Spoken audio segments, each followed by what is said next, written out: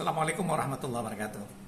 Saudara-saudaraku yang saya cintai dan banggakan dimanapun berada, saya kemarin merayu seorang pengemudi mobil online yang bernama Jimmy, yang berasal dari NTT.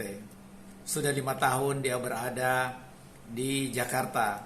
Sekarang ini dia tinggal di Bekasi seorang diri, merantau. Ketika saya naik di mobil dia dari Nasdem Tower ke stasiun MRT Hotel Indonesia, saya tanya sama dia, Pak Jimmy, mau pilih siapa? Dia bilang, wah ini Prabowo. Terus kita berbicara, kemudian saya merayu dia bahwa Pak Anies itu masih muda, seorang intelektual, dan sudah berhasil membangun Jakarta. Dan orang seperti dia ini sulit kita mencarinya.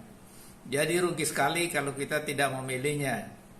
Nah, saya mau beri contoh-contoh, apalagi setelah kita masuk di jalan Tamrin, kemudian kita melihat ada halte Transjakarta yang begitu indah, ada 2 di situ. Saya bilang ini karya Pak Anies, dan makin indah, makin nyaman kita tinggal di Jakarta. Jadi saya katakan kita ini orang perantau. Anda dari NTT, saya dari Sulawesi Tenggara. Kita sama-sama merantau, dan saya sudah habis umur ini tinggal di Jakarta. Saya menyaksikan perkembangan pembangunan dari waktu ke waktu di Jakarta. Tidak hanya membangun sarana prasarana jalan, tetapi juga membangun sumber daya manusianya. Saya katakan, saya pernah jadi direktur, betapa mendapatkan banyak manfaat dari kepemimpinan Pak Anies. Orang-orang yang memang tidak mampu diberi beasiswa untuk melanjutkan pendidikan, karena pendidikan ini adalah kunci untuk merubah nasib keluarga dan untuk merubah nasib warga Jakarta dan bangsa Indonesia. Itu yang kita perbincangkan. Jadi saya katakan kesehatan juga diberi bantuan yang luas dan lain sebagainya.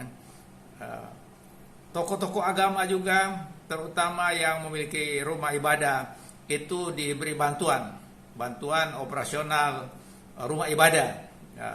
Jadi macam-macam bantuan yang diberikan, kemudian mendorong bagaimana semua maju dengan kolaborasi gitu.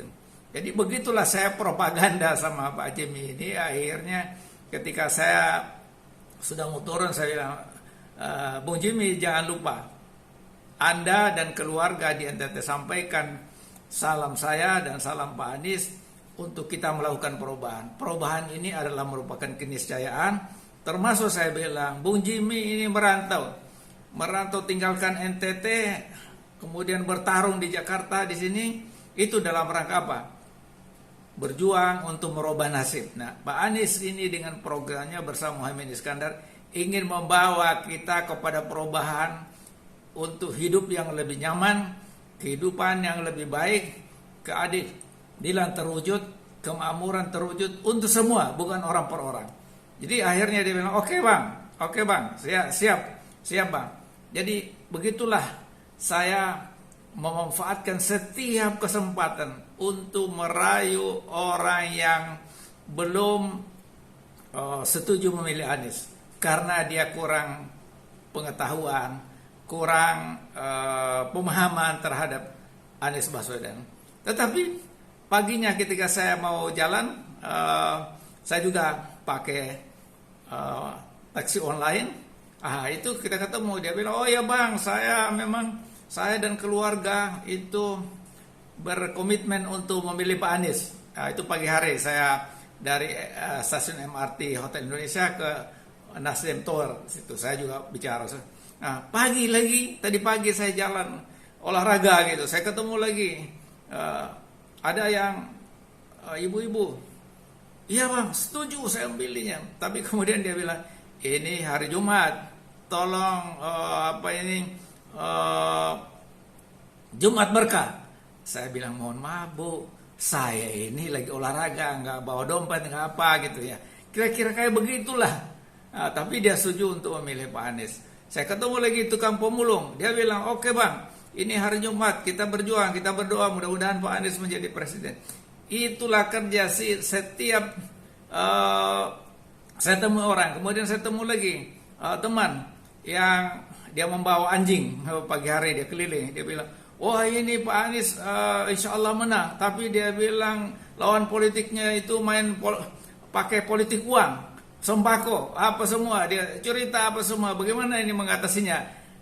Dia bilang kita harus berusaha meyakinkan pada lingkungan kita, keluarga kita, masyarakat kita, bangsa kita, bahwa kalau ada yang main politik uang, ambil saja itu uangnya, ambil saja sembakonya.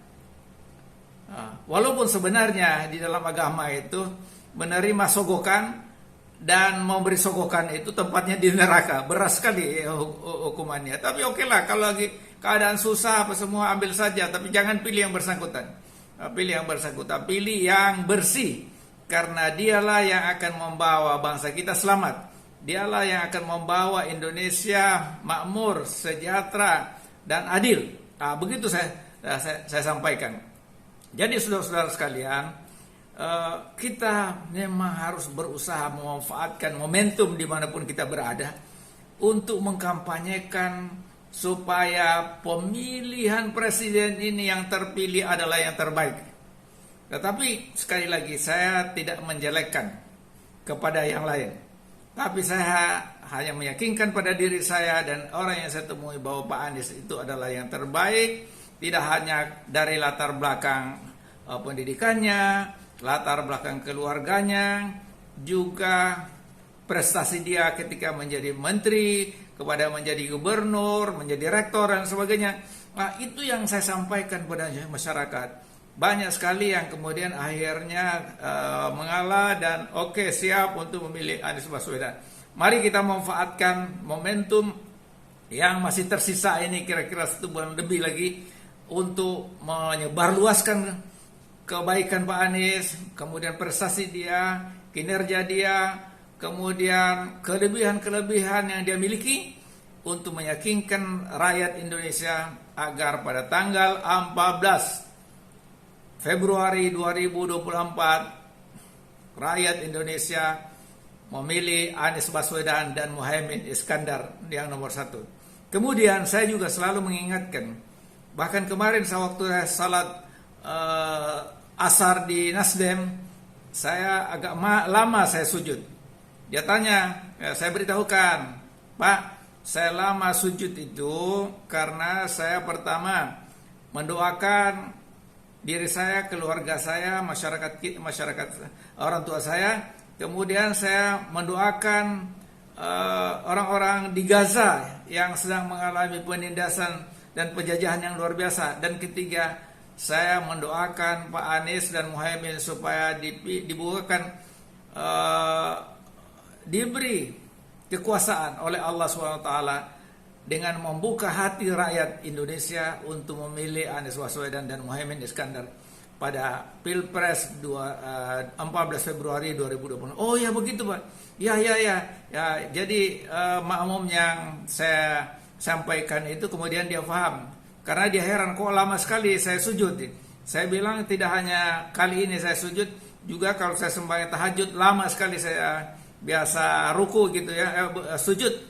Begitu juga biasanya sembahyang biasa. Jadi itu saja yang ingin sampaikan. Mari kita berusaha dengan sekuat-kuatnya, sekeras-kerasnya untuk menggalang dukungan masyarakat. Tiada hari tanpa penggalangan, tapi kemudian kita jangan lupa berdoa kepada Allah. Mudah-mudahan Allah membukakan pintu-pintu kemudahan, kemudian membukakan hati rakyat Indonesia untuk memilih Anies Baswedan dan Muhaimin Iskandar pada 14 Februari 2024. Itu saja pertemuan kita pada kesempatan ini. Terima kasih. Wassalamualaikum warahmatullahi wabarakatuh.